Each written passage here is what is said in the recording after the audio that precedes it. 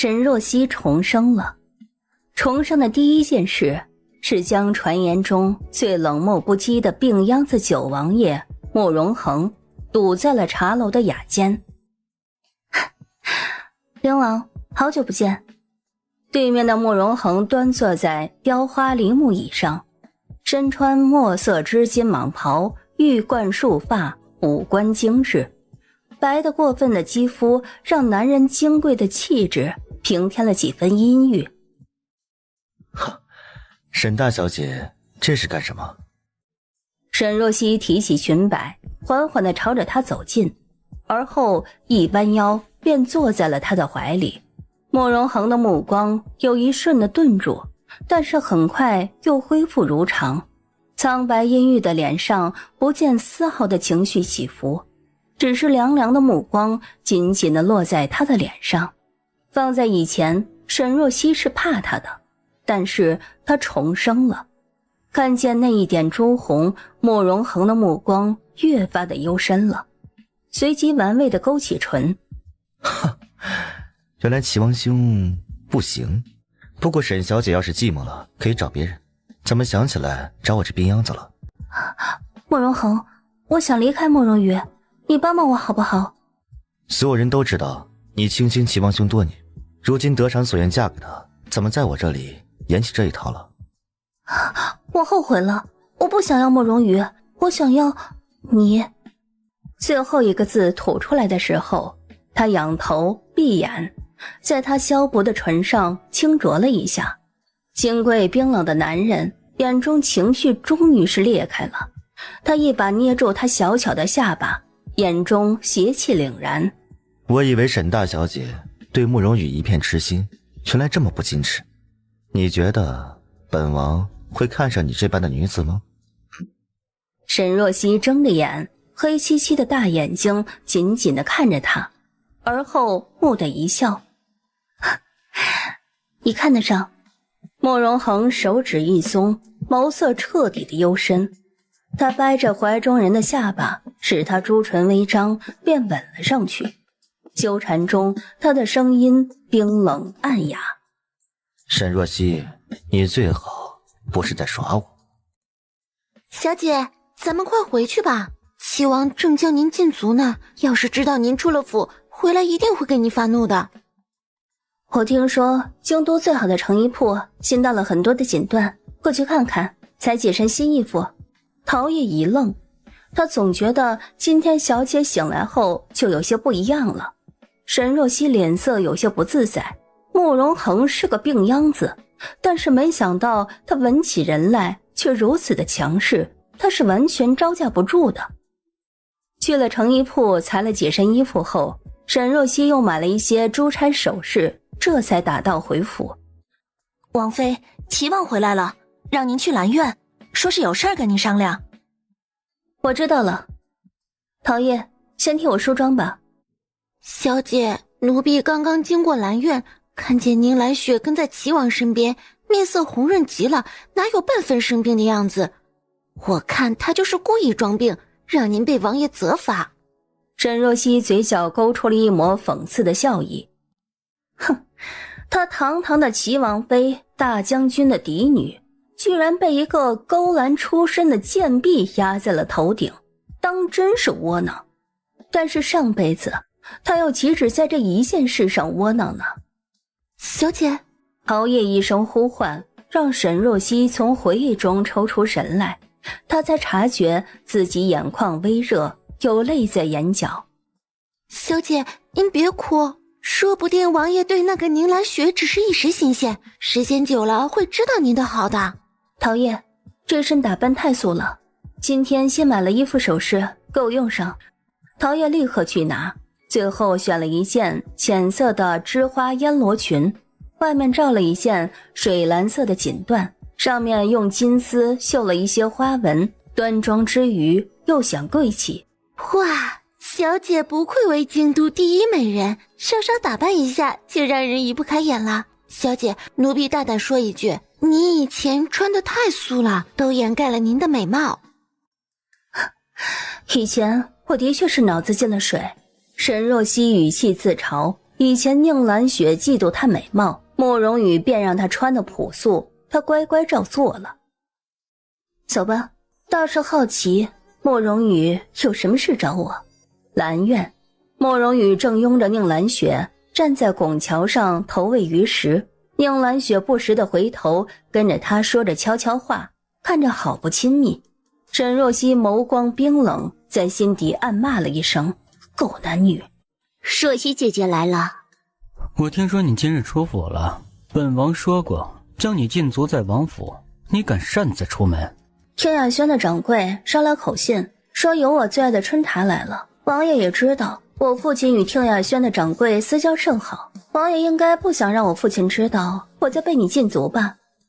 闻言，慕容羽没有吭声，他以后得依靠将军府，的确不能让沈天荣知道自己苛待他的女儿。宁兰雪靠在慕容羽的身侧，忽然说道：若曦姐姐今日穿得好漂亮，首饰和衣服是新买的吗？让我好羡慕呀。慕容羽听着宁兰雪有些失落的语气，伸手揽着她的腰，瞥了沈若曦一眼。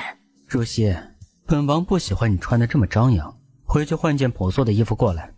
他知道宁兰雪一直在意自己的身份，不想看见沈若曦摆齐王妃的架子，因而在她的吃穿用度上一直让沈若曦要多低调就有多低调。他心疼宁兰雪，不想让她觉得自己跟沈若曦身份悬殊。王爷不喜欢不打紧，臣妾自己喜欢就行。慕容羽拧眉，有些意外他的反应。半个月不见，沈若曦怎么对他冷落了许多呢？王爷喊我过来，不是有事要说吗？这次本王带着蓝雪去避暑山庄待了一阵子，冷静下来后，也觉得对你有些冷落了，便赶了回来。若曦，你是本王的王妃，本王心中终究还是有你的。闻言，沈若曦面色不动分毫，只是一双乌黑清澈的眼睛紧紧地盯着他，仿佛有洞悉一切的力量。慕容羽被他的眼神看得有些心虚了。你也知道，蓝雪跟着本王多年了，若不是身份低微，现在理应……王爷有话不妨直说。蓝雪想嫁做本王的王妃，若曦，正妃的位置你能让给她吗？话一出口，慕容羽身后的宁兰雪微微挑眉，等着看沈若曦崩溃大哭的狼狈场面。然而什么都没有。沈若曦不仅没有震惊和悲愤，甚至连眼皮都没有抬一下，反而是勾出了一抹讥笑。王爷，你可知道自己在说什么？若曦，我知道这件事对你打击有点大，但是我与蓝雪两情相悦，是你横插一脚，这正妃的位置是你抢过去的。闻言，沈若曦只觉得一阵恶心。上一世她被慕容羽一直洗脑，也觉得是自己插足了他和宁兰雪之间的爱情，心中有愧，处处忍让。沈若曦看着面前的男人，觉得自己以前确实是眼瞎的厉害了。宁兰雪一个上不得台面的贱婢，能进王府都是几世修来的福分，她做齐王妃，她也配。话音一落，宁兰雪脸一垮，随即咬着唇，做出了一副清高的姿态。人不能选择自己的出身，我与王爷情投意合，是姐姐利用自己的身份抢了这份殊荣。如果姐姐能将王妃的位置心平气和地让出来，咱们以后姐妹相称，我定不会为难姐姐。哼，宁兰雪，你真是好大的脸呀！你以为没有我，你就能成为正妃？你外出那么久，脑子里怕是被人灌了水了吧？你摇摇脑袋，将水倒出来，照着自己的样子，想做王妃，你也配？宁兰雪跟慕容羽的事，上一直不同意。不是他沈若曦成为齐王妃，还会有其他人嫁进齐王府，但是绝对不会是他宁兰雪。还有，我是将军府的嫡女，别一口一个姐姐的喊我，我可没有你这种上不得台面的妹妹。沈若曦一番话让宁兰雪脸色煞白。够了，沈若曦，你疯了不成？短短半个月不见，你越发的没有规矩了。我看疯的不是我，王爷居然让一个青楼女子做王妃，才真是疯了。我看不如让下人备些提神醒脑的凉茶，让王爷好好冷静一下。臣妾暂时就不奉陪了。说罢，沈若曦一甩衣袖，转身离去。看着他的背影，莫容于眼中又惊又怒。沈若曦，她今天是哪根筋不对了？王爷，看样子沈若曦是不愿意让出正妃之位了。我一个未出阁的女子，难道就继续这样不清不楚地跟着王爷待在王府吗？莫容于俊眉敛了敛，刚刚被沈若曦一骂，他虽然愤怒，但是脑子也清楚了一点，宁兰雪做正妃确实是有难度。兰雪，要不本王那你做侧妃？你放心，你的待遇一定不会比沈若曦差。王爷当我是什么人？我一个清白之身给了你，当初说好的一生一世一双人，你允诺我为正妃的，怎么能让我去做妾？说是这样，我还不如去死。说着，宁兰雪就要朝着旁边的湖里跳，莫容羽赶紧将人揽在怀里，小心翼翼地哄着，他满眼的愧疚。兰雪，怪我身为王爷，居然不能选择自己心爱的人。我回头就去找沈若曦继续说这事儿，她不答应也得答应。宁兰雪依偎在他的怀里，乖乖的点头。灵王府，一袭黑影掠上墙头，径直到了后院的书房前，便落下来。冷夜推门而入，主子，我回来了。书房内药香弥漫，莫荣恒端坐在雕花梨花木椅上，手里捧着一本闲书，有些漫不经心的听见了响声，他微微的抬头，一张俊美的脸庞如同天边的皎月，肤色苍白如雪，散发着一股虚弱的病态，却因一双狭长疏离的眸子染上了几分邪肆，让人不敢直视。说，主子，齐王越来越离谱，今天他居然让沈若曦让出王妃的位置给那个青楼女子。莫荣恒的眸色更加的幽深了。但是沈若曦没同意，不仅没同意，还没闹，反而骂了一番齐王和那个宁兰雪，实在让我意外。难不成他脑子里的水倒出来了？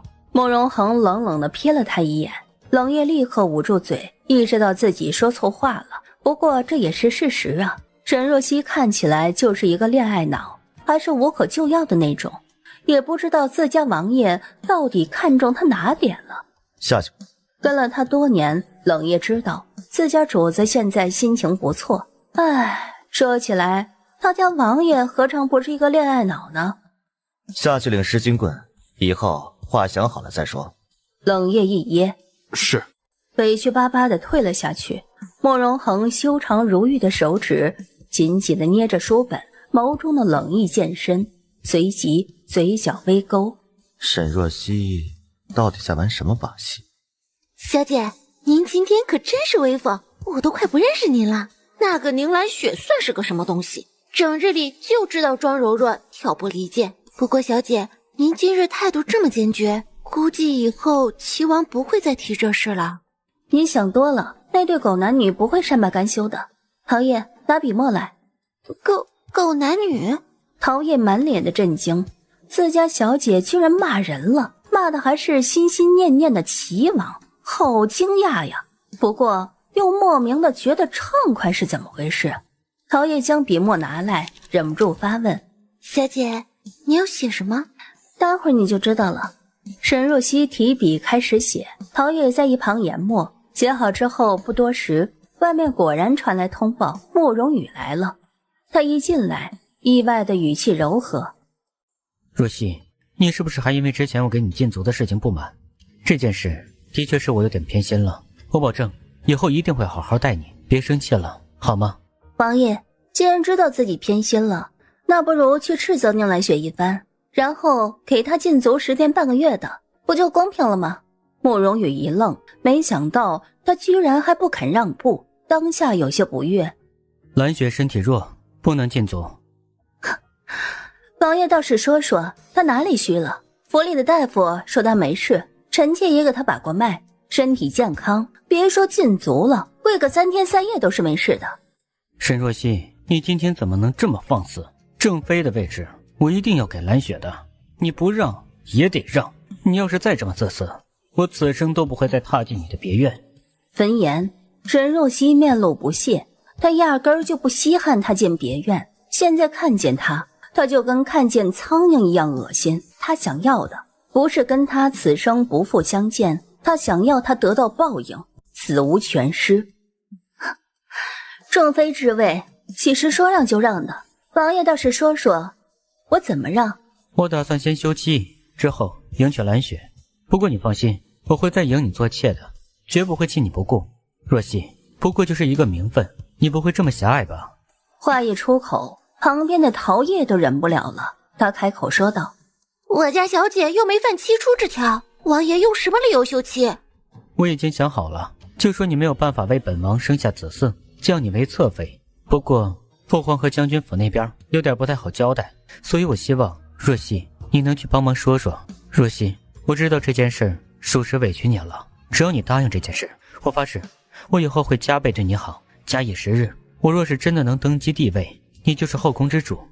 这种荒谬的事慕容羽还真敢提，但是前世的自己还真就信了他的话，当真是愚蠢到了极点。这一世他想都不要想。慕容羽，你的无耻今日可算是让我开了眼界了。沈若曦，你说什么？王爷要娶那个贱婢，我不拦着，而且已经为王爷想好了出路了，将之前写好的和离书摔到了慕容羽的脸上。慕容羽，你只要签了这个和离书，从此以后你我婚嫁各不相干。别说你要娶宁兰雪一个青楼的贱婢，你就是将整个青楼搬到王府，都是你的自由。慕容羽看着手里的和离书，脸色一白，随即怒道：你疯了不成？本王不会与你和离。你不是一直觉得是我阻拦你追寻真爱了吗？现如今我与你和离，放了你跟宁兰雪恩恩爱爱，你怎么又不愿意了？慕容羽，你不觉得可笑吗？慕容羽脸色发虚，他当然不会跟沈若曦彻底的分开，他只是想让她做妾，他需要将军府，他一个不受宠的皇子，要是没有偌大的将军府支持，想要登基帝位简直就是痴人说梦。沈若曦，你现在脑子不清楚，本王不与你计较，你自己冷静冷静。既然你不想和离，就别在这浪费我的时间了，慢走不送。这是在赶他走。慕容羽又惊又怒，但是今天沈若虚的举动着实让他看不懂了。此刻他心里很乱。慕容羽一拂袖，几乎是有些狼狈的转身离开了。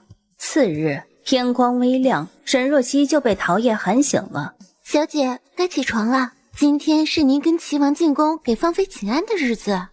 时辰不是还早吗？是还早，不过您不是要起来给王爷做早膳的吗？下见王府的大半年，沈若曦每日起得极早，都是为了亲手给慕容羽做早膳，不仅做饭，甚至亲手给他缝衣服、研墨、沏茶等等。想到以前的事，沈若曦差点想掐死自己。沈若曦躺着没动。府里的下人都死光了吗？这种事有下人做就行了，以后不要叫我。是，小姐。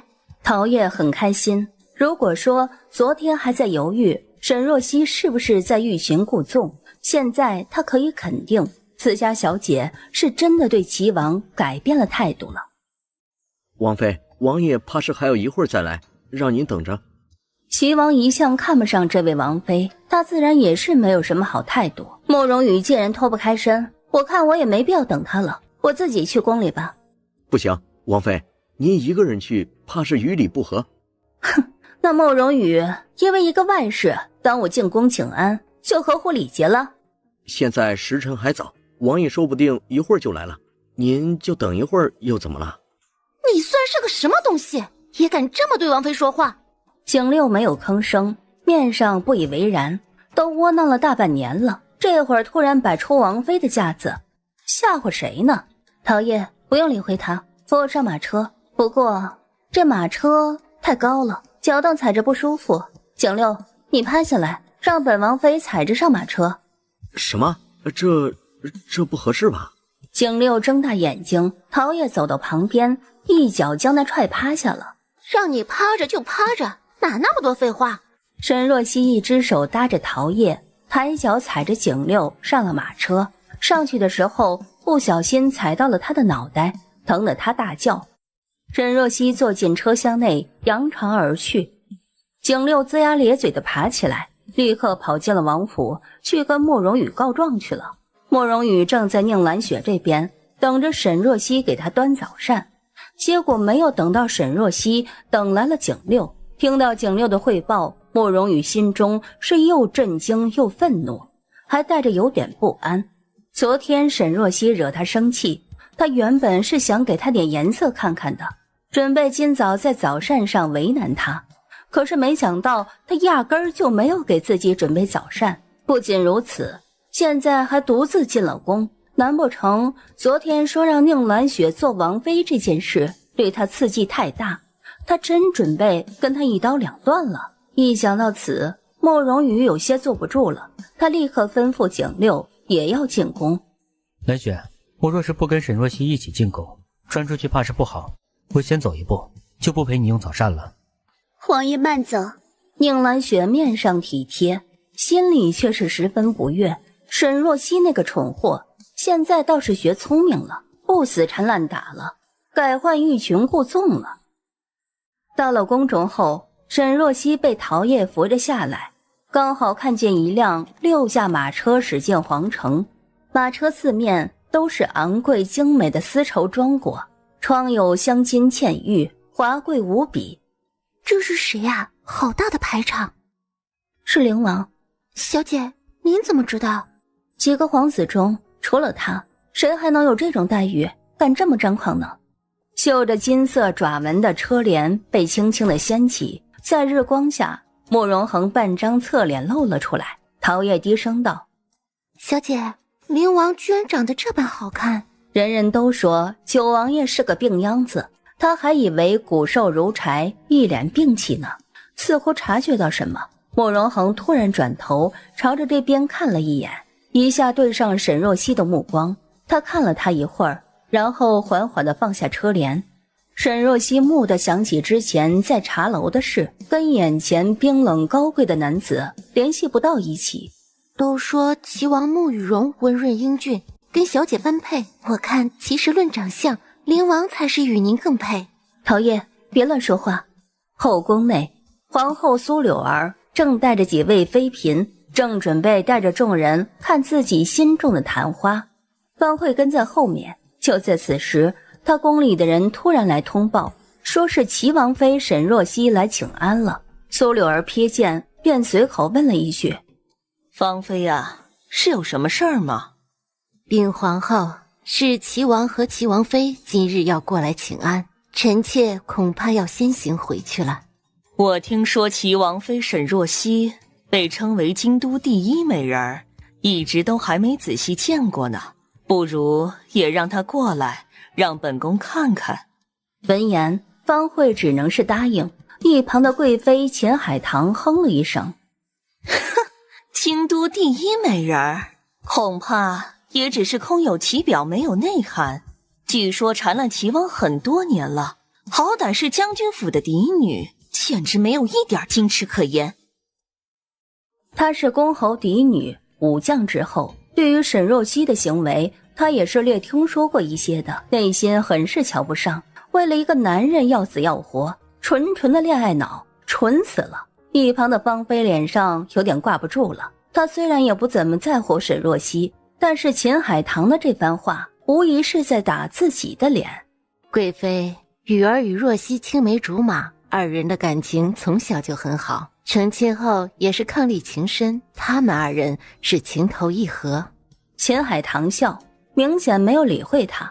慕容羽跟一个青楼女子的事，他也是有所耳闻的。凡是不会空穴来风，肯定是有点什么的。现在在这圆什么呢？芳菲话音落下不久，就见宫人领着沈若曦过来了。比起往日的朴素，今天沈若曦明显是精心打扮过，端庄大方，明艳动人。一来就给一众人行了礼节。都说齐王妃倾国倾城，还真是百闻不如一见呢。皇后娘娘谬赞了，娘娘才是风华天下。苏柳儿是先皇后苏婉儿的亲妹妹，宽厚仁慈，是慕容恒的姨母。慕容恒没有母亲，一直在她的膝下长大的。沈若曦爱屋及乌，也对苏柳儿尊敬了几分。这番话说的苏柳儿很是开怀，又称赞了沈若曦几句。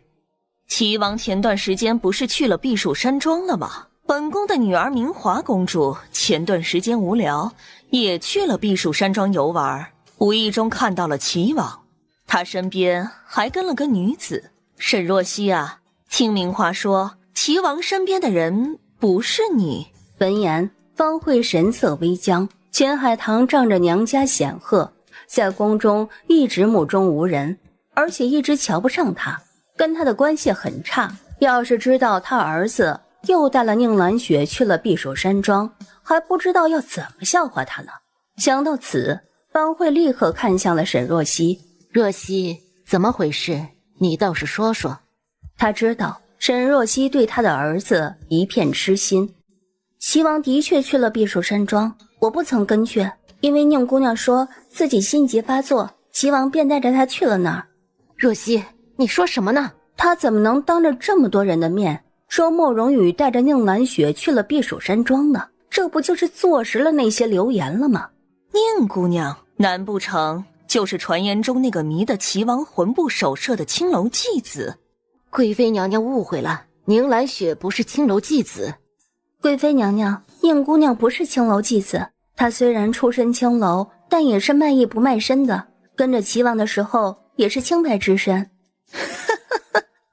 还真是青楼来的下贱坯子，简直是有辱皇家脸面。芳菲啊，要是我生出这种不识大体的儿子，直接乱棍打死算了。齐王这样胡闹，你这个做母妃的也是失职的很。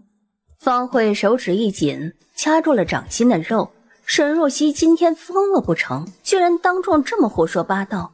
贵妃娘娘，雨儿是看到姑娘身世可怜，就帮了她一把，留她在府里做了丫鬟，结果出什么乱七八糟的传言，不可信的。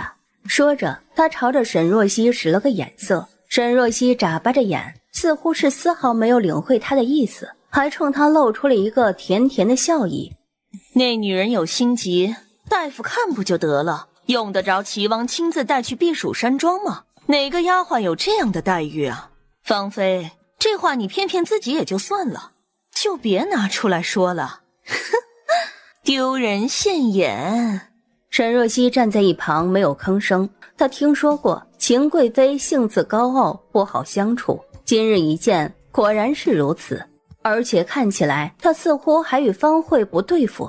哼，有趣了。秦海棠这么一骂，四周的妃嫔看方慧的眼神都有些意味深长了。方慧脸上有些挂不住，更担心流言被散播开，她便看向了苏柳儿。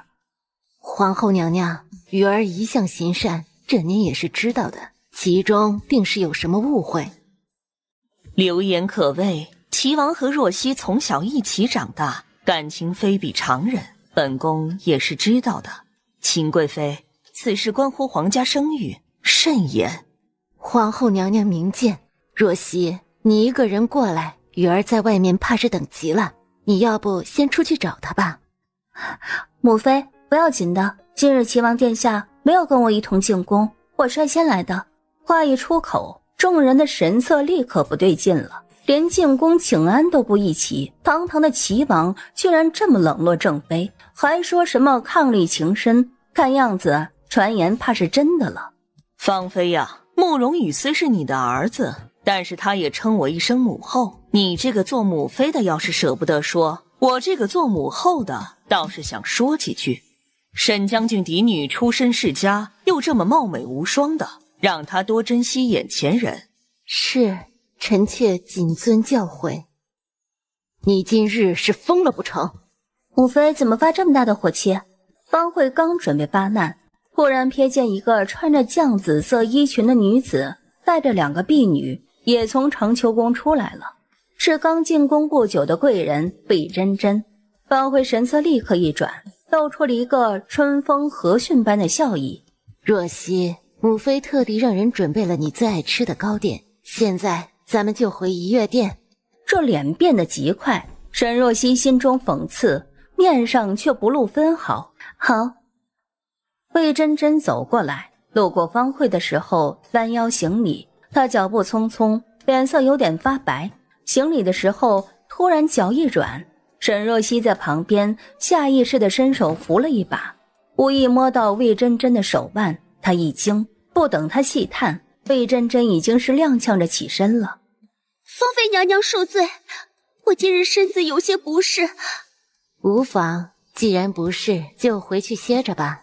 方慧笑得一脸温和，在外她一直是个不争不抢、温温柔柔的模样。魏贵人，身体是大事，不舒服的话，最好传太医看看。谢齐王妃关心。跪下。母妃是在与我说话吗？不然呢？方慧目光阴沉地看着他，哪有之前半分温婉的样子。沈若曦却不为所动。母妃为何要我跪？你今日当着皇后和诸位嫔妃的面，又是说雨儿带着宁兰雪去避暑山庄，又是说自己没有跟她一起进宫，说的那叫什么混账话？这还没有错吗？跪下！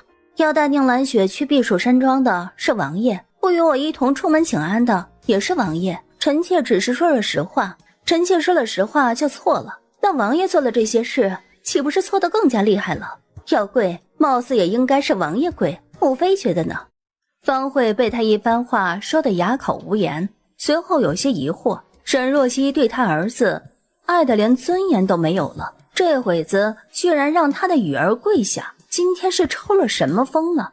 雨儿毕竟是王爷，你是他的王妃，在外理应要顾及他的名声，今天当众这么说，你不是打他的脸吗？我这个王妃恐怕也做不长久了。唉，王爷说了，让我将正妃的位置让出来给宁兰雪。什么？雨儿当真是这样说？王爷等会儿就来了，是不是真的？母妃一问便知。此刻御书房内气氛也并不怎么好，慕容羽跪在冰冷的地砖上，脸上表情有些慌乱。父皇，儿臣并未赤颜美色，儿臣只是带兰雪去养病。齐王，朕不想再从你口中听到那个女人的名字。儿臣知错。你应该知道，当初要不是沈若曦亲自来找朕为你说好话，朕是不会同意你将那个宁兰雪带入府中的。你当时也保证过，说让宁兰雪进王府，你会知道分寸，事事以若曦为先，结果却出了这档的事，实在让朕失望。父皇，这都是一些捕风捉影的谣言，儿臣与若曦关系很好，您亲自问她就知道。哼，后院之事你都处理不当，依朕看济南那边的水灾你就不用负责了。父皇，儿臣一心想要为国分忧，为父皇分忧，已经做好了去往济南的准备，请父皇给儿臣一个机会。父皇，此次水灾的前后事宜，儿臣都已经打点好了。此刻换人交接的话，恐怕是很费时间，要是耽误了灾情，不知多少百姓受苦。父皇，就让儿臣去吧。闻言，任景帝稍稍迟疑了一下，确实如此。如果此刻将老四换了，再换人，又要耗时间，百姓们耽误不起的。儿臣也想去。九王帝怎么也来了？慕容恒径直走进来，朝着任景帝行礼。儿臣也想替父皇分忧，请父皇给儿臣一个机会。这次济南水灾，儿臣愿意为父皇出一份力。贤儿，你要去？你身体羸弱，济南路途遥远，身子怕是受不住啊。儿臣身体不碍事的，真正费心力的活都是底下人在做，儿臣不过是费点口舌罢了。话毕，他伸手握拳，在唇边咳嗽了几声。任景帝立刻示意旁边的大太监：王德福，自坐。齐王兄怎么跪着？难不成是因为齐王兄独宠外室的事情被人参奏了？九王帝如何得知的？难不成是他授意的？毕竟朝中不少大臣都被慕容恒笼络，但是他跟慕容恒无冤无仇，他没有理由这么做呀。他正疑惑着，却听慕容恒轻笑：听说的。听说的？听谁说的？难不成现在他跟宁兰雪的事被有心人捏造传了出去？贤儿，离出发济南不过2日的时间了，你此时接手的话，怕是有些匆忙。九王帝，这种事儿费心劳神，王兄怕你身体吃不消啊。更何况此刻换人的话，2日时间肯定是不够的。1日足矣。齐王兄是在怀疑我的能力吗？慕容羽一怔，满朝文武怕是没有一个人会对慕容恒的能力有疑的。若不是他短命，现在早就已经是储君了。见慕容恒意思坚决，任景帝露出一个欣慰的笑意来：哼，贤儿，既然你如此积极，此事就交给你负责。朕会让太医院的首席太医一同前去，要是有什么不适，不要勉强。慕容恒从椅子上起身，儿臣领命。七王，之后的相关事宜，你与贤儿交接一下，一定要事无巨细。任景帝已经是开了口，慕容羽知道，说再多也是没用了，只能是心不甘的应下。不过这件事情一直宣称是齐王兄在负责，如今交到我手上，总得有个说辞，否则不知道的还以为齐王兄能力不足，不堪重任呢。七王，你就对外称病吧，这段时间不要出王府了。慕容羽脸色一变，这意思就是相当于给他禁足了。慕容羽心头极其的不悦。慕容羽一到怡月殿，就见方慧阴沉着脸坐在软榻上，而沈若曦则是站在一旁。既然王爷来了，那就与母妃好好的叙叙吧，臣妾不打扰了。慕容羽有些不习惯他的冷漠，刚想唤住他，却听见方慧的声音：玉儿，你过来。母妃怎么了？你当真要让宁兰雪做正妃？是沈若曦跟您说什么了吗？这个贱人现在胆子越发的大了。你还真有这个想法？玉儿，你糊涂啊！宁兰雪是个什么东西？她也能当齐王妃？沈若曦再怎么不济，那也是将军府名正言顺的嫡女，宁兰雪给她提鞋都不配。母妃，你说的太严重了。儿臣当初一直不得父皇喜爱，郁郁不得志，都是兰雪在旁边开导陪伴儿臣，没有她，儿臣怕是早就浑浑噩噩，不成个人样了。莫非您当初出身也不好，也能做到今天这个位置上？兰雪又有何不可？方慧脸上有些不自在，她当年是给任景帝擦脚的婢女，有次任景帝喝多了酒，她便大着胆子爬了龙床。那是母妃吉人自有天相，才求得了这富贵。她宁兰雪有这么好的福分。鱼儿，你如今最重要的事是要赢得你父皇的重视，为你的夺嫡之路做准备。你想想，只要你继承大统，你要宁兰雪进后宫，谁敢说话？可是父皇今日已经免去我去冀州救灾的差事，让领王去了。什么？慕容恒那个短命鬼，当初苏婉儿难产的时候，怎么不带她一起去？一尸两命多好，就清静了。莫非慎言？慕容恒反正是个短命的，而且不能人道，不会有子嗣。纵使有颇天的才能，也继承不了大业。剩下的2位皇子中，端王慕容修不务正事，睿王慕容耀单纯没有心计。玉儿，几人中唯有你德才兼备，有勇有谋，才是储君最适合的人选。听母妃的，别让一个女人绊住了脚步。那个宁兰雪，最近让她消停点。是，莫妃。见慕容羽应下，方慧终于是放下心来，又叮嘱他，让他抓牢了沈若曦。虽然沈若曦不重要，但是他身后的将军府重要。莫非其实若曦昨日要与我和离？他最近发什么疯？估计是想耍些小性子，引起你的注意吧。你这几日稍微跟他说2句好话就行，真是麻烦。方慧不以为然，他看透了沈若曦对他儿子的一往情深，早就没了脑子。和离？哼，那是不可能的。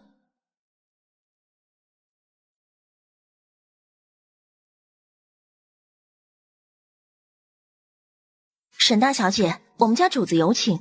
啊，你家主子是？您跟我来便知。好，带路吧。身侧陶叶也跟着，却被那婢女拦了下来。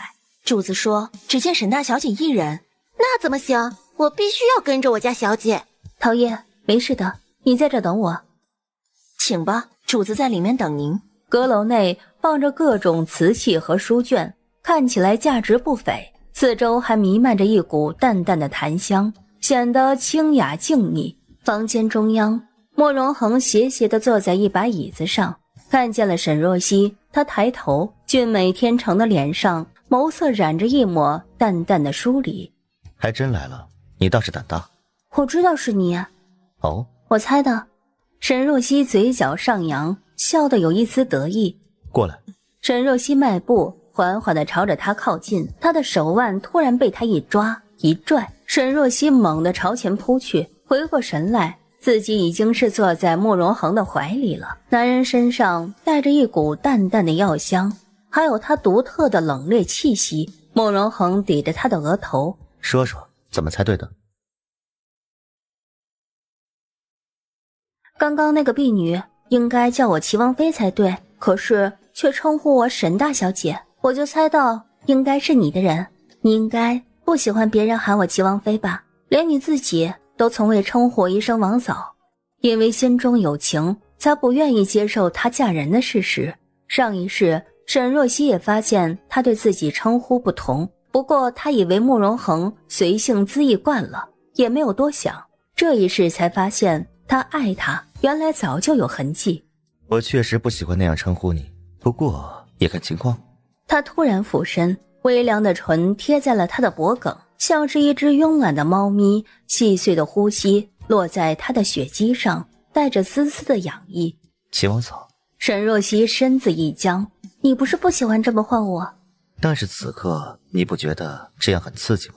沈若曦没吭声，原来这家伙骨子里还隐藏着变态的属性。他想了想，开口说道，其实我一直想问一句，我身为齐王妃，对你这般投怀送抱，灵王的心里不会觉得我不守妇道，令人唾弃吗？世人总觉得女子应该从一而终，即使夫君死了也要守活寡过完一生，才是贞洁烈女。可是男人却可以三妻四妾，桃花不断，实在讽刺。如今是齐王负你在先，独宠一个外室，冷落正妃，你不过是还他点颜色，这才公平。沈若曦有些惊讶，慕容恒的这番话有些惊世骇俗了，但是他居然觉得有点道理。沈若曦稳了稳心神说道，我有东西给你，我上次在茶楼见你，感觉你脉象虚浮，应该是经常失眠，这香囊里是我自己调配的一些草药，有安神助眠的效果。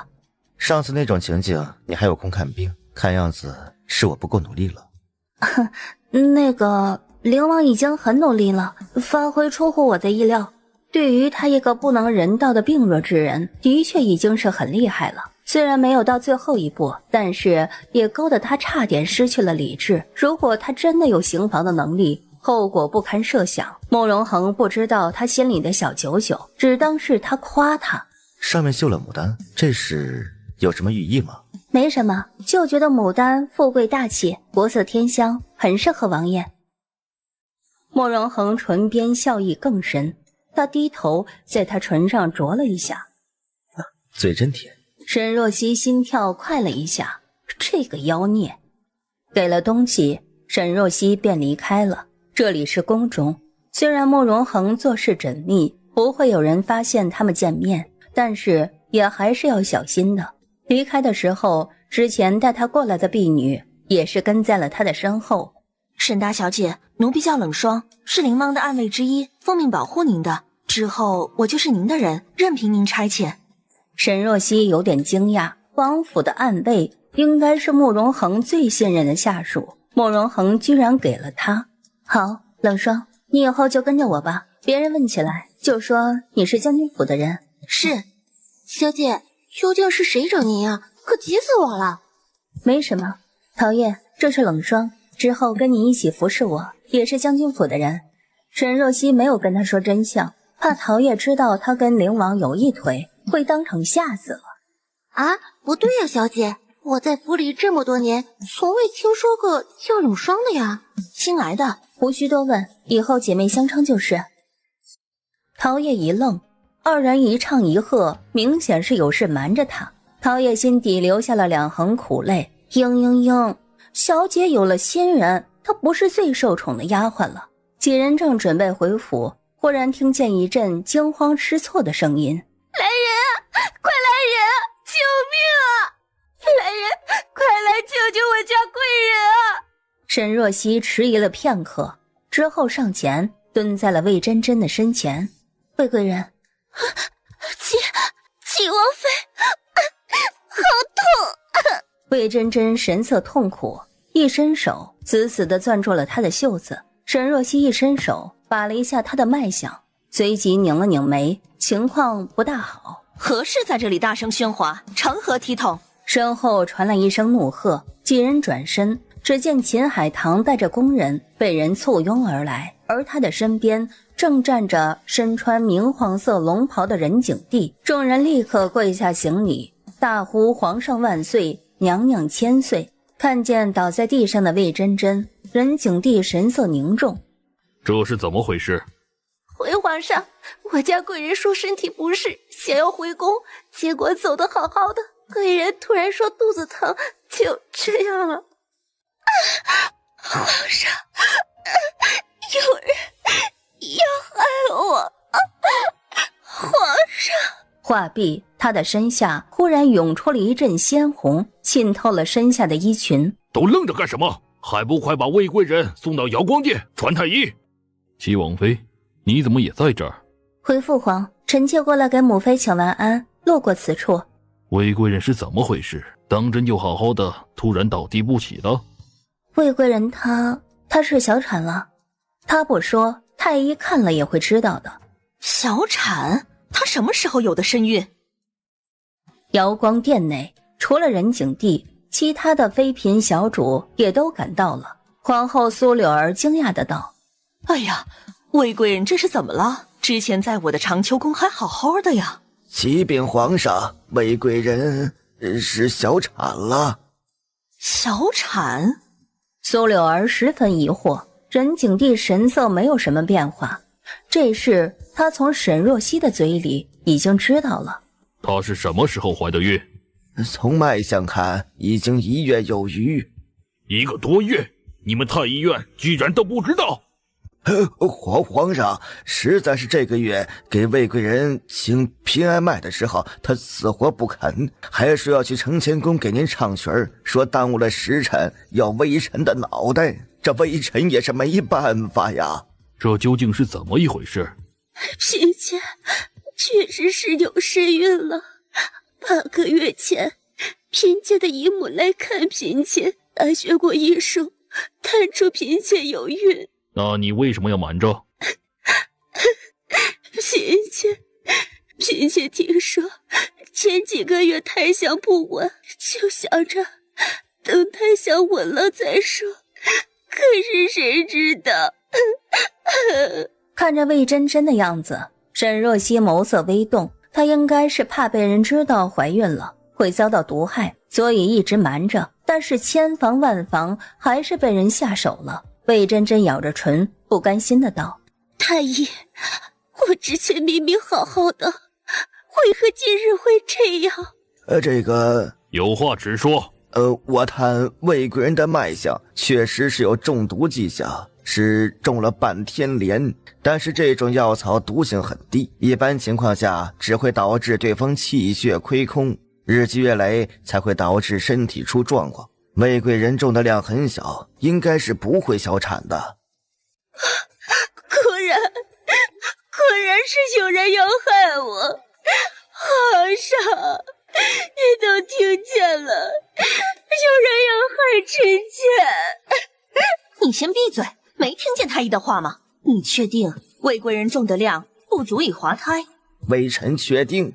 唉，这样说来，魏贵人你滑胎一事，怕是另有原因呢。皇上，怪臣妾，是臣妾疏忽了。身为后宫之主，没能发现魏贵人早就有身孕，又一早就来邀后宫诸位来赏花。魏贵人如今身子娇贵，走这么多的路，怕是累坏了。这事怪不到你头上，魏贵人自己有孕补报也有责任，但她中了半天连的事也得继续查下去。后宫不允许有这种居心叵测之人。臣妾领命。皇上，这不是意外，臣妾不相信这是意外。皇上，你先好好休息，养好身子。不，皇上。父皇，齐王妃，你有什么话要说吗？回父皇，魏贵人落胎确实是因为中毒。闻言，一旁的方慧率先开了口：若曦，太医说了，毒性不至于落胎，不要胡闹。沈若曦只当他是狗叫，他继续说道：半天连的毒性虽然不至于让魏贵人落胎。任景帝带着沈若曦出来后，与他说了几句，夸他心思缜密，医术高超，之后隐晦的提及在齐王府过得怎么样。挺好的。说完之后，微微移开目光，看着远处斑驳的光点，眼神落寞。齐王最近与你相处的怎么样？皇上，齐王最近说让您来雪。陶叶，沈若曦呵斥他。父皇，齐王挺好的，府里的下人也是对我很尊敬。若曦，你是齐王府的王妃，你想做什么就做什么，即使说到朕的面前，朕也只会帮理不帮亲，绝不偏袒。谢父皇。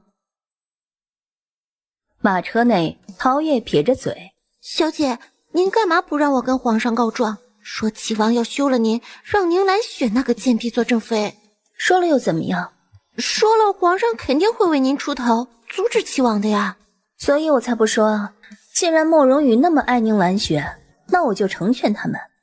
我还真怕被父皇一骂，他脑子里的水倒出来了，不肯了。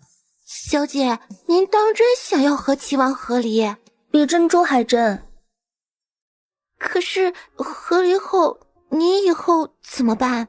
小姐倾国倾城，德才兼备，和离后自然会有比齐王好10000倍的男子过来迎娶小姐的。陶叶大惊，这个新来的好会拍马屁呀，他也不能输。对，齐王算什么？给咱们小姐洗脚都不配，咱们小姐一定会嫁得更好的。啊，对了，小姐，今日瑶光殿内的事您怎么看？害魏贵人的凶手会不会是芳妃？不会，魏贵人怀孕之事瞒得很紧，连皇后都不知道，她怎么会知道呢？况且就算她想害魏贵人，也不会专挑苗玉才会有的闷头草，万一发现了，第一个怀疑的就是她了。那难道真的是秦贵妃？也不是，正如她自己所说，她只是一个公主，即使魏贵人生下皇子，与她也没有太大的影响。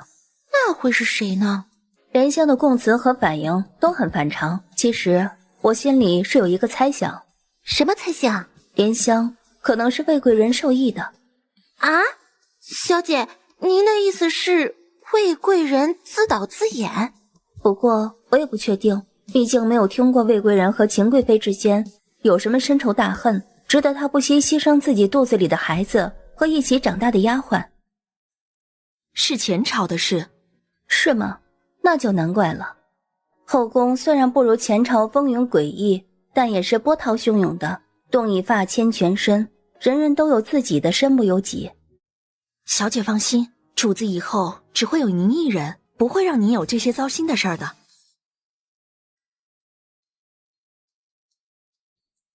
哼，一群狗奴才！怎么了？奴婢说让厨房准备您的吃食，结果他们说以为您今日在宫里用膳，就没准备您的份儿，又让您等了。等一会儿而已，怎么这么大的气呢？您不知道他们已经做好了膳食，我说这不是有刚做好的饭菜吗？结果他们说这不是给您的，整个王府除了齐王还有比您更大的吗？居然让您等着，您说他们是不是狗奴才？走，出去看看。冷霜和陶叶立刻跟上，几人刚出门，就见一群下人端着菜，一个接着一个，都是朝着兰苑的方向的。你们给我站住！这不是陶叶姑娘吗？拦着我们做什么？没事的话赶紧让开吧，饭菜冷了就不好了。我们王妃说肚子饿了，这些饭菜都送往余香苑吧。这众人面面相觑，都有些迟疑。此时王府的管家丁乐贤快步地跑过来。王妃，今日您怎么回来了？是不是这些下人冲撞了您？我这就替您骂骂他们。你怎么回事？走个路也能冲撞了咱们王妃？还不快滚！碍眼的东西！一边说一边示意众人赶紧离开。下人们垂着头，连连对着沈若曦道歉，之后端着饭菜就要走。然而刚走几步就被冷霜拦下来，他伸出胳膊拦在众人面前，眼中冷意凌厉。王妃，您这是？这些膳食送到我的雨香苑。这恐怕有些不妥。王妃，这些饭菜都是给宁姑娘的，您要吃什么，我马上让厨房安排，您看怎么样？我呸！他宁来雪算是个什么东西，也敢让我们王妃等？丁乐贤装作没有听到，他脸上还是笑眯眯的。王妃，要是没有其他事的话，我们就先把饭菜送过去了。陶叶，给我掌他的嘴！是，陶叶一下来了劲儿了，他冲过来，还没等丁乐贤反应过来，扬起手就甩了他一巴掌。王妃，您这是干什么？看你似乎还没有睡醒，给你醒醒脑，现在听清我的话了吗？丁乐贤眼中蹦出了一丝怒火，他沉着脸挥了挥手。去，把饭菜送到玉香院。陶叶，冷霜，咱们回去。他刚转身，身后丁乐贤低声道：王妃，别怪奴才没提醒您，宁姑娘是王爷放在心尖上的人，要是她回来了，知道王妃的做法，估计会大发雷霆的。你在威胁我？奴才可不敢。丁乐贤脸上的表情似笑非笑，陶叶气得要上前跟他争吵，被沈若曦拦住了。他示意了一下冷霜，冷霜点了点头。他走到丁乐贤的身后，猛然的一脚踹在他的膝盖上。丁乐贤痛呼一声，双膝跪地。冷霜一把捏住了他的下巴，掰开了他的嘴。沈若曦朝着他嘴里扔了一颗药。你给我吃了什么？我以前不知道丁总管说话如此没有规矩。给你喂的这毒药不会伤及性命，但是会令喉咙又痛又痒，说不出话，实在难忍。丁总管可一定要忍住，不能喝水吃东西，更不能挠，否则这辈子可都要成了哑巴了。丁乐贤眼神震惊，刚想说话，下一秒突然感觉喉咙一阵的疼痛袭来，慢慢的越来越严重，似是有无数只蚂蚁在啃食自己的喉咙，极其难忍。王妃，丁总管放心，12个时辰一过，自然好了。12个时辰，还不如杀了他算了。丁乐贤疼的一张胖脸都变了色，跪在地上，涕泗横流的朝着沈若曦磕头。沈若曦看也没有看他一眼，带着陶叶和冷霜便回去了。哼，以后睁大你的狗眼，认清谁才是王府的主子。一群狗奴才，还真把宁来雪当主子了。沈若曦没有吭声，下人们都是看菜下碟的，这么捧着宁兰雪，终归到底还是因为慕容羽。陶叶、冷霜，你们也饿了吧？一起吃吧，反正这么多也吃不完的。是，小姐。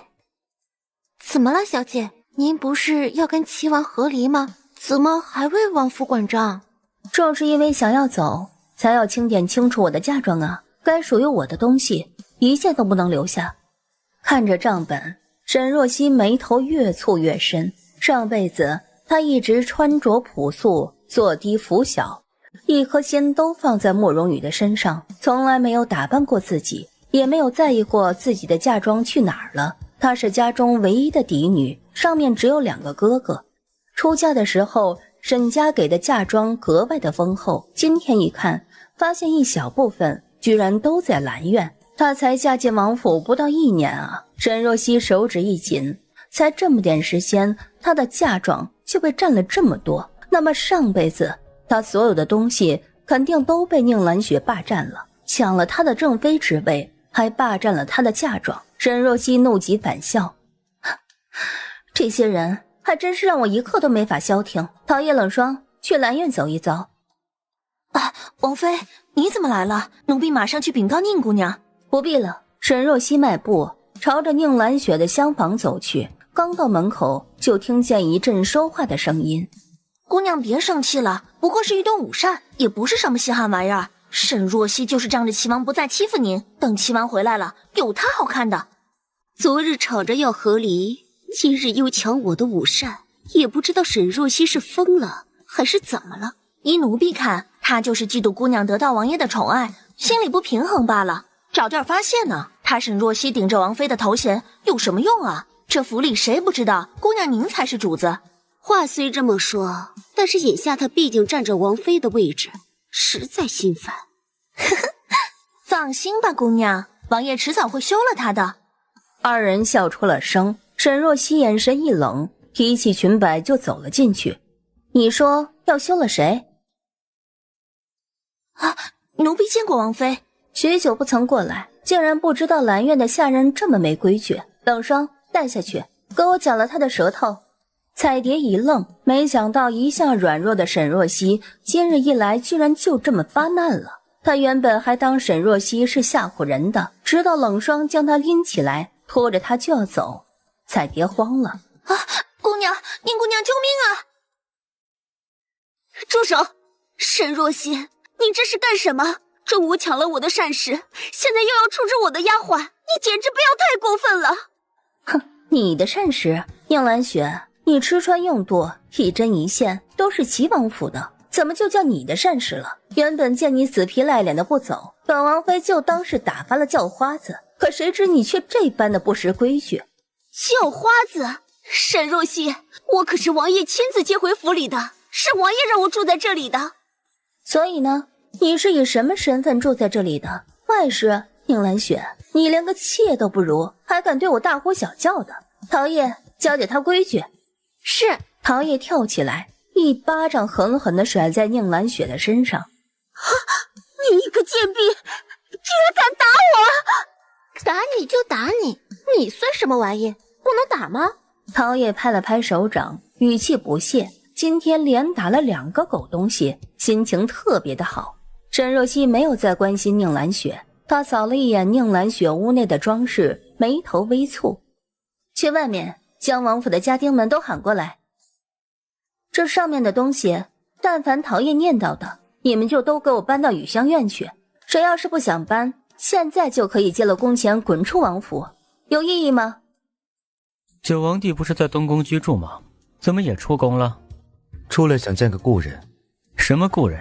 莫荣恒却没有出声，他俊美的侧脸掩在夜色中，长睫微扇，神色忧郁而冷淡。风吹过，他一缕墨发贴在玉白的脸颊上，让他原本金冷的气质平添了几分柔和。齐王兄觉得这香囊怎么样？莫荣宇有些不明觉厉，不过还是看了一眼，瞥见上面大气的牡丹，点了点头。绣工算得上1等。本王也觉得牡丹国色天香，适合本王。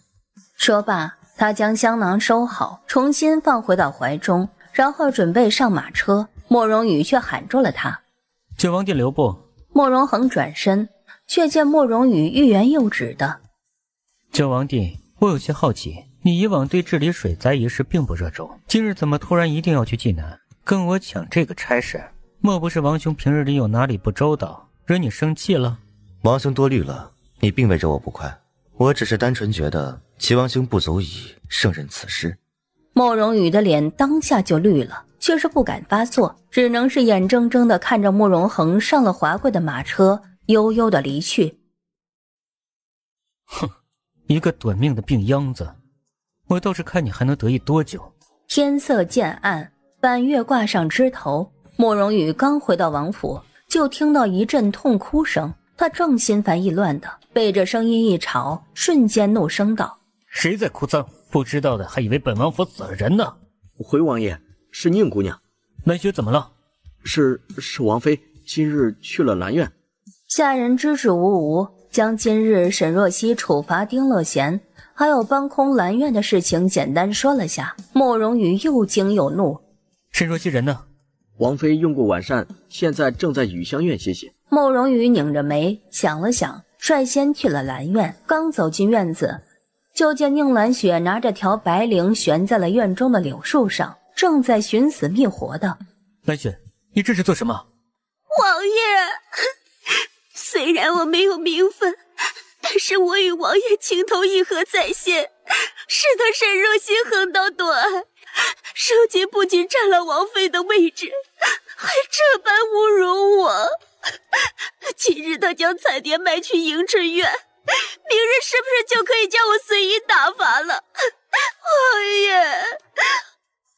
王爷，我这般无脑的活着，不如死了算了。莫荣宇听得一阵火大，他搂着怀中的人儿，又心疼又愤怒。兰雪，你放心，你是本王的人，没人可以随意打发你。他沈若曦算什么？我马上就去找他，让那个贱人给你下跪道歉。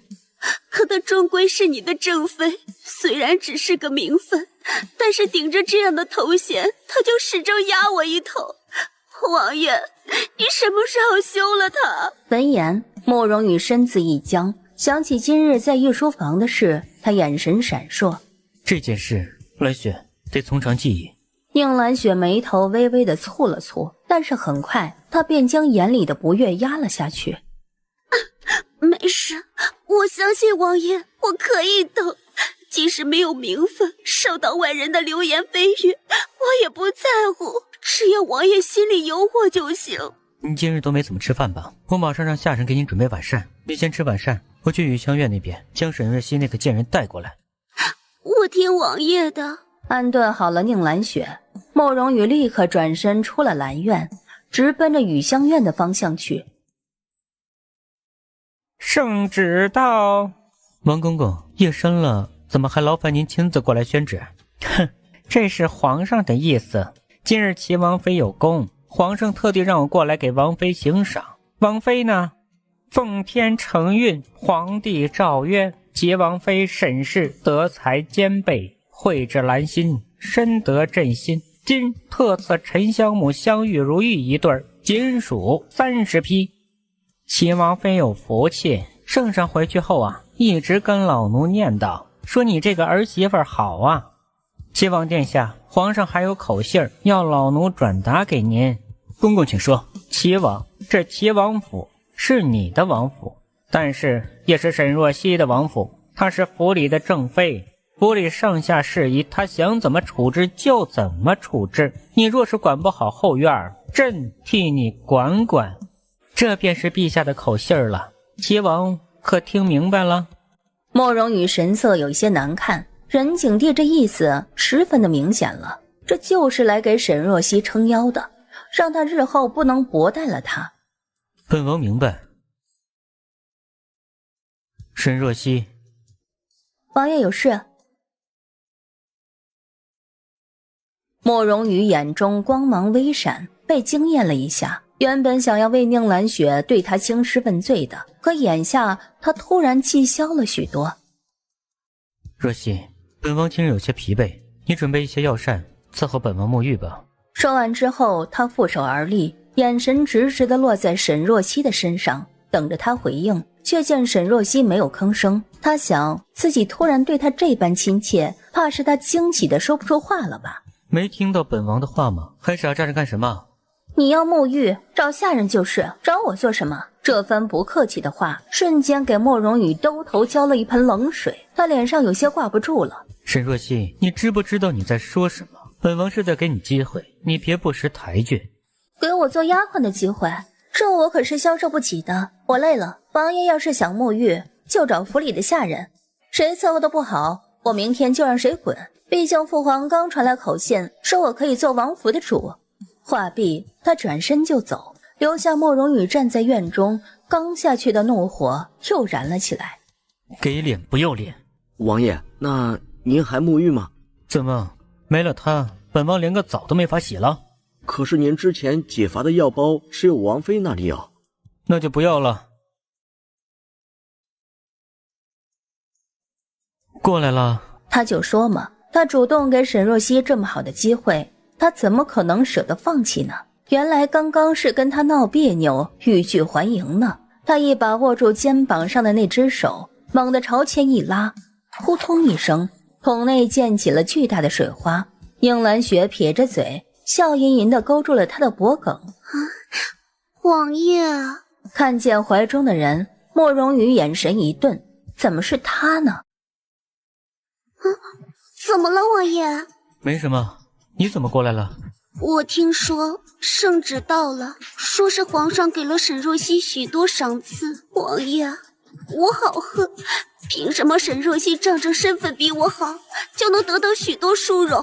没有，你很好，不要妄自菲薄。慕容羽心不在焉地安慰着他。幸好王爷的心在我这里。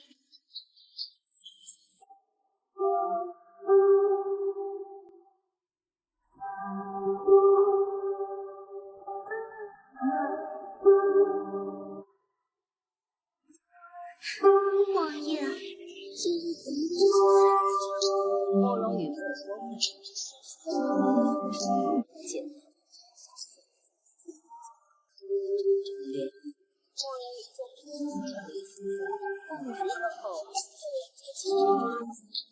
他拥着宁兰雪出了房门，一出去就看见沈若曦带着婢女出现在门口，正好碰上。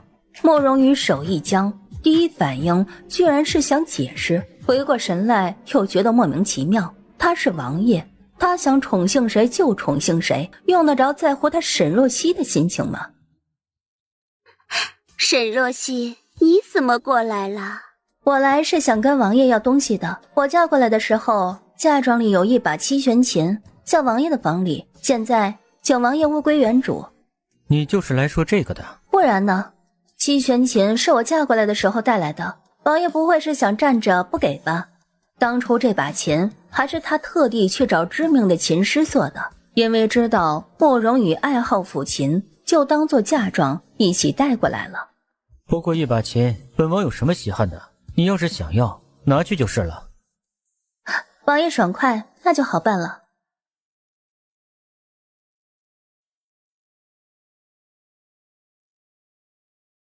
你是谁？以前怎么没见王府见过你？冷霜是将军府的婢女，我特地让她过来的，与桃叶一起服侍我。王爷有什么意见吗？王府这么多婢女，不够你使唤的吗？王府的婢女多吗？我还以为都死光了呢。扔下这句话，他转身就走了，连个多余的眼神都没有给二人。看着他冷漠反常的模样，慕容羽心底突然有点不安了。沈若曦这几日就跟变了个人似的，到底是怎么回事呢？王爷，沈若曦好嚣张啊！你不是说让她跪在我面前道歉吗？你兰苑有多少婢女？10几个吧。怎么了？削减一半吧。今日父皇传来口信，是来敲打我。目前我不能对你和沈若曦态度区别太过，否则父皇对我会更加不满。王爷只想着沈若曦，那我的委屈就白受了吗？沈若曦抢了我的东西，打了我，还卖了我的丫鬟。明日我让人在兰苑添一套东西就是了，不是什么大事。闻言，应兰雪心中更加的慌了。以往看到他这个样子，慕容羽都是大发雷霆，去找沈若曦算账的，如今反应却是这么平淡。应兰雪咬了咬唇，眸中暗芒闪烁，她得赶紧加把劲，让慕容羽尽快的休了沈若曦。小姐，这琴怎么办？拿下去劈了烧了。是，小姐。这琴是他为慕容羽求的，看着就想起自己当初愚蠢至极的恋爱脑，心烦。小姐，今日皇上赏的蜀锦我看了，料子都是极好的，应该是贡品，平日里头都买不到呢。这几匹布料给我留下，其他的跟我嫁妆一起存放起来，放到库房，钥匙收好了，别让任何人动。不过这2匹料子的花色感觉适合给男人做衣裳呀，不太适合小姐。不是我穿，我准备给别人做的。给别人做的？小姐亲自动手吗？那奴婢这就帮您把料子铺好。主仆二人正闲聊着，没有注意门外，慕容羽正站在墙边，将二人的话听得一清二楚的，还纳闷沈若曦怎么态度说变就变了，搞了半天都是在做戏呀，还不是回来默默地给他做衣裳了。小姐，刚刚慕容羽过来了。他来做什么？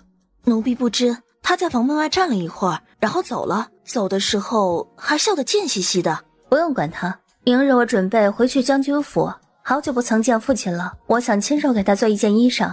小姐怎么突然要回去了？河离这么大的事，我得要跟父亲说一声，况且我确实想他了。上辈子他害得沈家满门抄斩，临死前都没有见到父兄一面，这一世他一定要好好的珍惜身边的亲人。刘武，扫地的下人一抬头，看见面前的沈若曦，愣了一下，随即脸上露出了一丝惊喜。大小姐，是我。大小姐，您回来怎么也没提前报个信儿？将军上朝去了，还没回来呢，快进来。我自己去后院等就是了，你先忙你的吧。小贱蹄子，你算是个什么东西，也敢跟老娘顶嘴？夫人的遗物，我呸！将军夫人都死了不知道多少年了，现在后院当家做主的是我何荣。雪萍跪在地上，声音哽咽，但是腰板却依旧是挺得笔直。小姐走的时候说了，让奴婢打扫好夫人的屋子。夫人虽然不在了，但里面的物件一件都不能少。哪里来的小姐？沈若曦早就已经出嫁了，现在府里我女儿陈双双才是小姐。贱丫头，再敢放肆，我打烂你的嘴！表姑真是好大的架子。哎呦，若曦啊，怎么突然就回来了？这都大半年没见了，表姑真是想死你了。想我？表姑怎么不去齐王府看我呢？哈哈，这不是怕打扰了你和齐王小夫妻俩吗？新婚燕尔的，我去了岂不是扫兴啊？沈若曦目光落在何荣的脸上，有些凉意。若曦啊，你怎么一个人回来了？姑爷呢？沈若曦没有理他。这大清早的，雪萍，你犯了什么大错，让表姑这样罚你啊？爹。若曦，你怎么回来了？我想你了，就回来看看，给你个惊喜。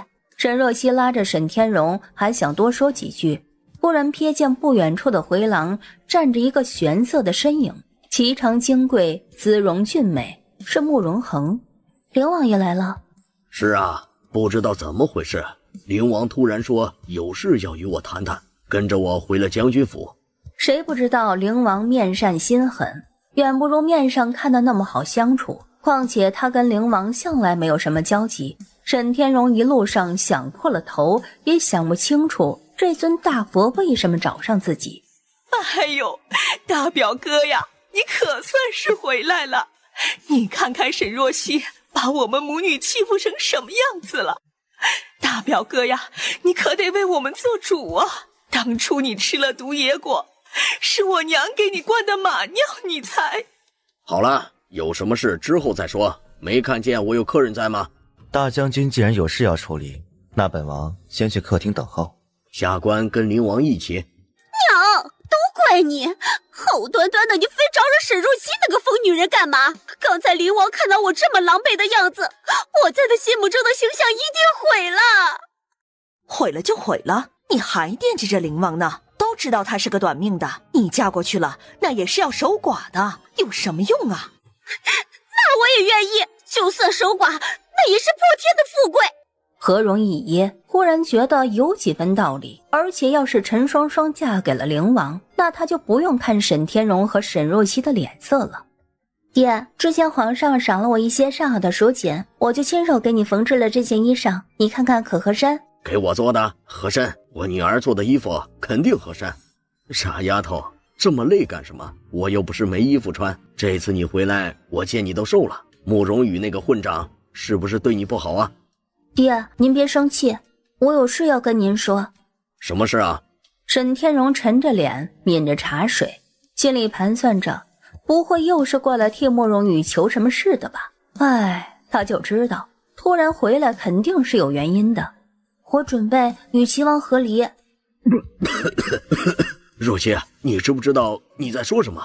我是认真的，爹。之前是我不懂事，您和哥哥们阻止我嫁给慕容羽的时候，我还觉得你们阻止我追寻真爱。如今我已经看清了慕容羽的真面目，他娶我不过是看中我背后的沈家，想在夺嫡中得到父兄们的帮助而已。他是在利用我，不是爱我。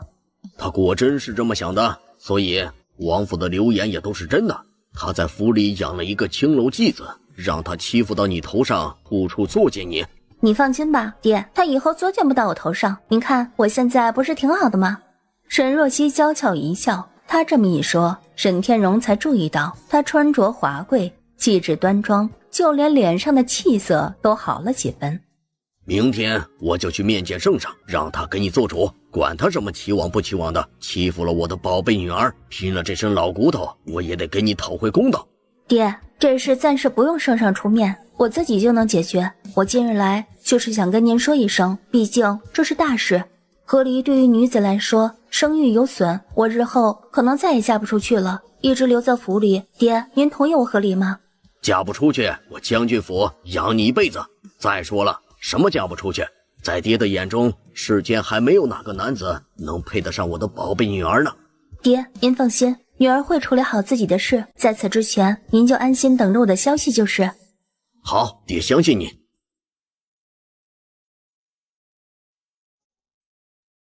怎么了？今天你去了将军府，我还以为你是特地去看我的。确实是。那后来怎么又走了？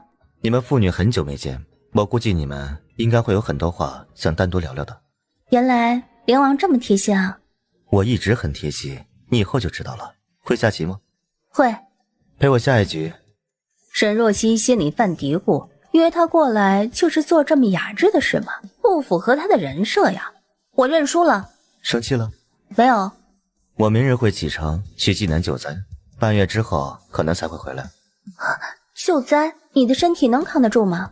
本王没那么羸弱，倒是你，半个月你可以安然的离开齐王府吗？能。那就好。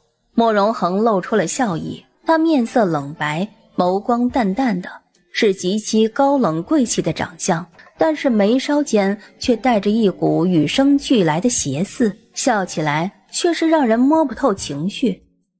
若是半月后慕容羽不放你走也无妨，本王命人杀了他。沈若曦伸手握住了他的手腕，歪着脑袋看着他。要是半个月后我也不是齐王妃了呢？慕容恒手指摩挲着他凝脂般的脸庞，声音磁性好听。那给你换个身份，你说过的你想要我还记得吗？我给你。沈若曦心脏一瞬跳得快了一些，她长睫微扇，她是怎么用这么平淡的语气说出这么暧昧的话的？灵王放心，我与慕容羽和离一事不必你插手，这点小事我若是都解决不了，日后怎么能与你共度余生呢？余生吗？慕容恒摩挲着他的手指，呢喃出声，眼底却不着痕迹地划过了一丝淡淡的沉郁。他的余生还剩多久？小姐，您见什么人啊？一个故人。你家主子身体虽然虚弱，但是不至于病入膏肓，为何都说他命短呢？刚刚在雅间内，他把了慕容恒的脉，脉象虽然不好，但是没有什么大的危险。思来想去，觉得不解。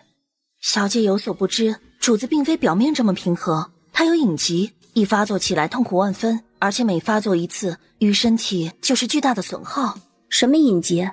这我也不是很清楚，只是宫里的太医都看过了，都是这样断言的。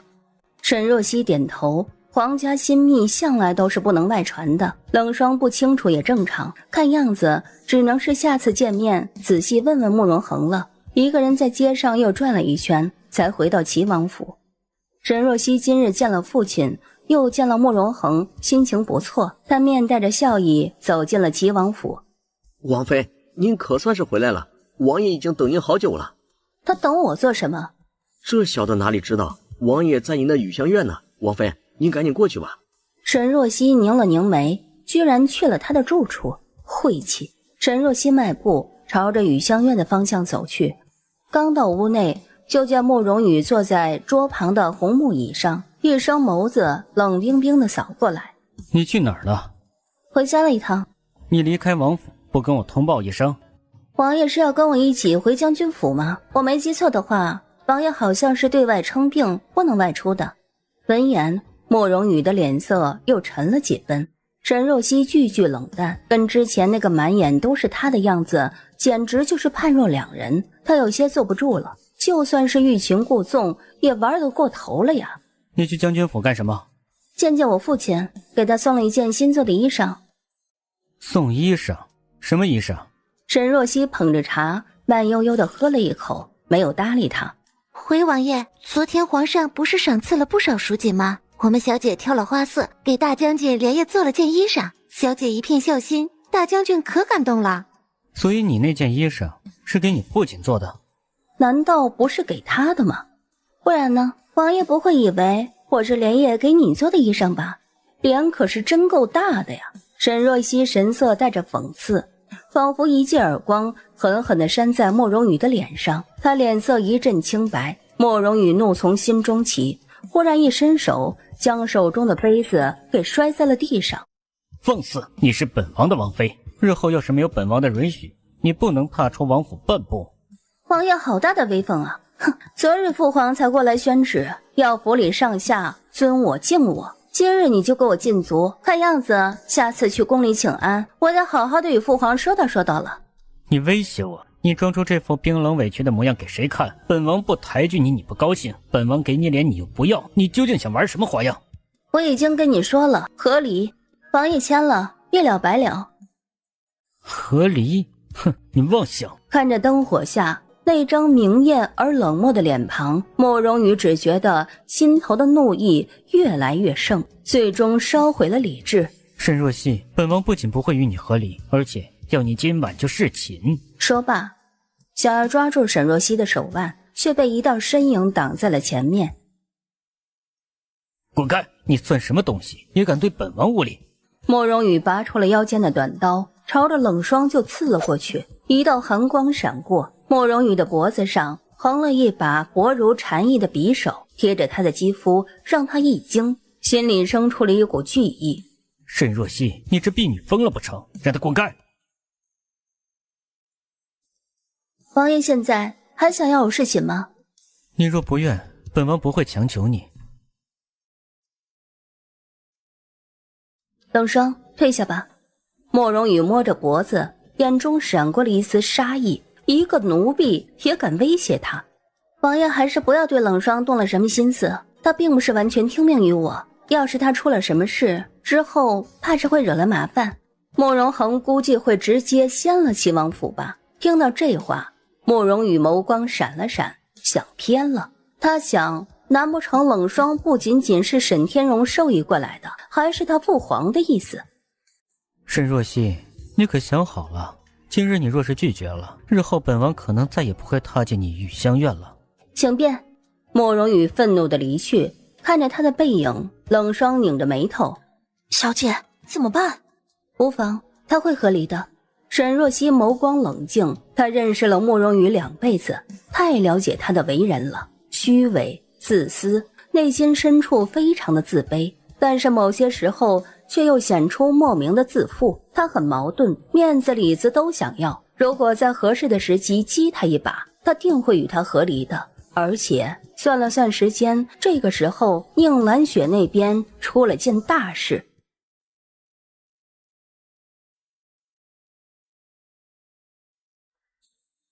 王爷当真那么说？灰姑娘，奴才亲耳听见的。王爷在玉香院等了1个时辰之后，要王妃侍寝，但是王妃似乎很是不愿。王爷气冲冲的回到了自己的厢房。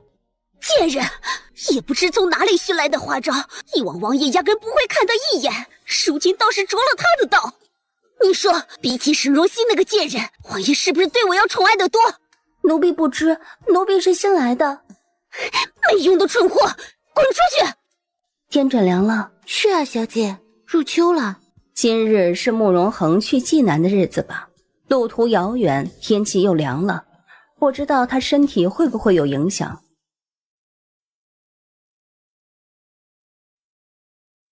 芳妃娘娘传话，说是今日想请七王妃入宫，陪她一起用午膳。知道了。沈若曦冷淡地应了一声，之后继续吃饭，压根儿就没有再看门口的竹心，倒是竹心忍不住了。七王妃没听到奴婢的话吗？你在跟本王妃说话吗？芳妃娘娘说了，让王妃入宫陪她用午膳，王妃还在这耽搁什么呢？哼，你知不知道什么叫午膳啊？现在时辰还早，何来耽误一说？竹心仿佛没有听见。还请王妃娘娘立刻动身，惹怒了芳妃娘娘就不好了。你怎么说话的？咱们王妃是主子，你一个奴才怎么敢这般无礼？哼，我是跟七王妃说话，闲杂人等退开。你陶冶，退下。还是七王妃识大体，不像一些没眼力的贱婢，主子说话也敢插嘴。哼，宫里规矩森严，怎么就教出你这么个不知尊卑的贱骨头？既然母妃管教不好你，那本王妃就带她好好的管教管教。来人，给我掌掴10个耳光，扔出王府去。我看谁敢！我可是芳妃娘娘身边的人，轮不到你们做主。要是娘娘发火了，你们吃不了兜着走。闻言，旁边的下人们还真是怵了一下。沈若曦厉声道：“冷霜，你敢！”冷霜面无表情的接连甩了他10几个耳光。你话还未说完，却见冷霜飞起一脚，直接将他踹飞出去，直接踹出了雨香院外。什么事啊？慌慌张张的。王妃，是宁姑娘。宁姑娘她说头痛不舒服，说要王爷过去看看她。这个狐妹子又在装病骗王爷过去，能不能换个花招？婢女的头埋得更低了。原本以为沈若曦会生气，谁知道她开口说道：“既然宁兰雪身体不好，那就赶紧去找王爷吧。不过我看光是王爷不够，记得让府里的大夫也过去，可得仔细的给他诊诊脉。”看样子是雨儿一直以来对他冷淡，天长日久，积怨在心了。娘娘，那等会儿王妃来，你要发落她吗？当然，就算是雨儿宠着别的女人，冷落她又怎样？她一心扑在雨儿身上，娶了她对她而言都是莫大的恩赐了。如今还敢有脾气？等会儿齐王妃来了，就说我身体不舒服，让她在外候着。他定要挫挫沈若曦的锐气，让她知道耍脾气是不会让慕容羽回心转意的，只会引来他与慕容羽更大的厌恶，安安分分做他的齐王妃去。齐王妃，芳妃娘娘今日头疼，还在休息呢，您在这儿候着吧。本王妃略懂医术，母妃要是头疼，正好我进去给她看看，说不定能治了她的头疾呢。齐王妃尽管等着就是了。芳妃娘娘如今不舒服，不方便打扰。齐王妃执意要进去，是何居心？我一心担忧母妃，想进去给母妃看病，你却是再三阻拦我。我倒是要问问你是何居心？